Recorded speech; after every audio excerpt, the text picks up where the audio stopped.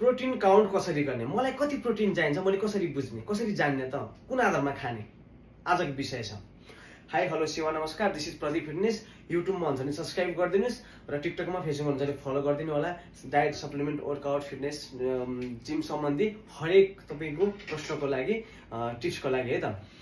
आजको विषय छ प्रोटिन काउन्ट कसरी गर्ने, मैले प्रोटिन खाँदा कति खाने होइन, कसरी चाहिँ बुझ्ने, कसरी जान्ने त होइन। अब प्रोटिन खा भन्छ डक्टरले, प्रोटिन पुगेन भन्छ, प्रोटिनको मात्रै चर्चा छ होइन। आज हामी जानौँ, सरल छ, सजिलो छ है। र पहिलो कुरा एउटा छ्यास्स कुरा गरिहालौँ, प्रोटिन किन चाहिन्छ। प्रोटिन चाहिँ हाम्रो ग्रो हुन्छ नि, ग्रोथ। प्रोटिन खाएर मसल बनाउँछ, जिम गर्ने केटाहरूले मसल बनाउँछ नि, ग्रोथ ग्रोथ ग्रोथ प्रोटिनले बढाउने काम गर्छ, बढाउने काम। तपाईँको मसल मात्रै होइन, प्रोटिन पुगेन भने तपाईँको नेल बढ्दैन, कपाल बढ्दैन होइन, स्किन राम्रो हुँदैन, दुनियाँ ग्रोथ के हरेक हर्मोन्स बढ्दैन, तपाईँको चाहिने हर्मोन्सहरू। प्रोटिनको काम चाहिँ ग्रोथ गर्ने हो, ग्रोथ। मसल बढाउँछ नि केटाहरूले प्रोटिन खाएर। प्रोटिन काम के रहेछ त, मसल बढ्छ भने चाहिँ ग्रोथ गर्ने काम चाहिँ प्रोटिनको हो। प्रोटिन पुगेन भने तपाईँको शरीरमा ग्रोथ हुन रोकिन्छ है त, यति बुझौँ छोटकरीमा। अब प्रोटिन काउन्ट कसरी गर्ने है त ल। अब स्टडीले भनेको छ, ल मानिलिउँ मैले 50 केजी मान्छेको उदाहरण दिएँ ल। यो मान्छे 50 केजी छ एकजना, जो मान्छेले अब प्रोटिन कति खाने त। स्टडीले भनेको छ तपाईँ हेल्दी हुनको लागि ठिक्क मात्रै प्रोटिन खाने हो भने बडी वेटको तपाईँको बडी वेट 50 केजी छ, बडी वेटको इन्टु 0.8 ग्राम खाने, ग्राम GRM है त।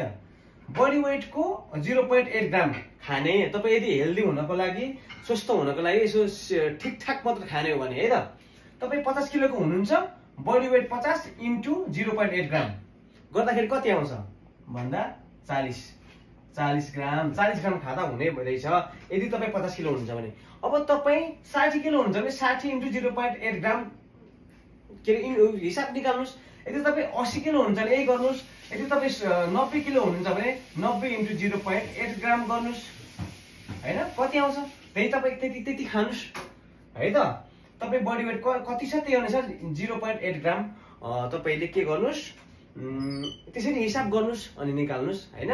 यदि यो चाहिँ ठिकठाक खाने हो भने, अब मसल गेन गर्नको लागि म ठिक्क राम्रै प्रोटिन खान्छु भन्ने हो भने मसल MUSCLE GN गेन है त। मसल गेनको लागि खाने हो भने तपाईँले बडी वेटको 50 किलोको कुरा हो, 50 किलो बडी वेट छ इन्टु 1.5% ग्राम खाने, 1.5% को दरले खाने गर्दाखेरि कति आउँछ, 50 इन्टु 1.5 गर्दाखेरि 75 आउँछ, 75 ग्राम खाने।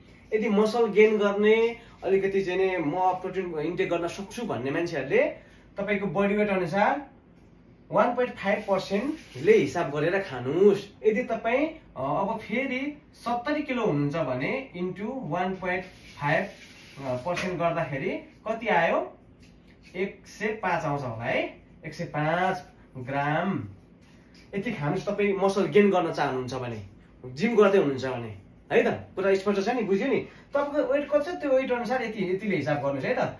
यतिले तपाईँ स्वस्थ हुनको लागि ठिकठाक खाँदा, बडी वेट गेन गर्नको लागि 1.5। अब तपाईँ कटिङ गर्नुहुन्छ, तपाईँ चाहिँ बडी चाहिँ गेम खेल्नुहुन्छ, कटिङ गर्ने, एप्स निकाल्न चाहनुहुन्छ, तपाईँ प्रशस्त मात्रामा तपाईँ प्रोटिन पुरा गर्न सक्नुहुन्छ भने अब कटिङ CUTING कटिङमा चाहिँ तपाईँ 50 किलो हुनुहुन्छ भने इन्टु 2% ले गर्नुहोस्, 50 को 100 ग्राम।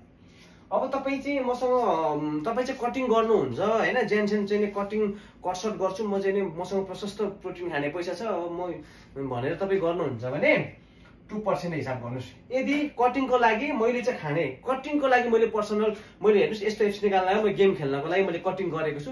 कटिङको लागि मैले चाहिँ खाएको भनेको मेरो बडी वेट अनुसार म 50 किलो छु भने 1.8% ले खाएको थिएँ, यसरी खाएको है मैले चाहिँ। यो 2 भनेको चाहिँ अलिक बेसी भयो, 1.8 यसरी खाएको थिएँ मैले चाहिँ, बुझ्नुभयो। तर तपाईँ प्रशस्त पुर्याउन सक्नुहुन्छ, तपाईँसँग पैसा पनि छ, राम्रै छ, बजेट भयो, गर्छु भन्नुहुन्छ भने कटिङको लागि बडी एक्सर्साइज निकाल्ने, गेम्स खेल्नुहुन्छ भने तपाईँले आफ्नो बडी वेट अनुसार 2% ले खानु होला है त।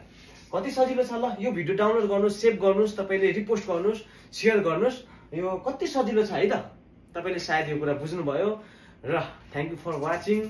अनि यस्तै भिडियोको लागि प्रदीप फिटनेसलाई माया गरिदिनु होला, सपोर्ट गरिदिनु होला। म तपाईँहरूको लागि सदैव हाजिर छु है त। Thank you so much. By Tata.